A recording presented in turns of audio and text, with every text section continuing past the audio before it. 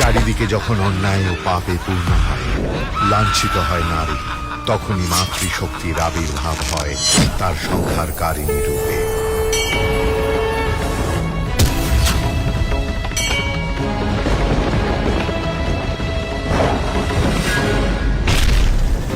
অসুরদের এই পরাজয়ে এবার যুদ্ধক্ষেত্রে হাজির হয় অসুররাজ।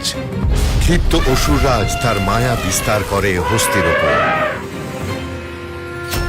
विश्वरूपिणे विश्वेशे प्रसीदत्वं सनातनी।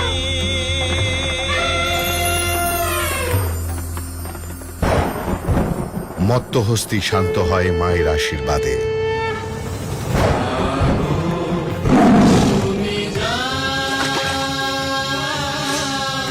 মহালয়ার পূর্ণ লগ্নে আসছে জাগো মা জাগো দুর্গা জি বাংলায়।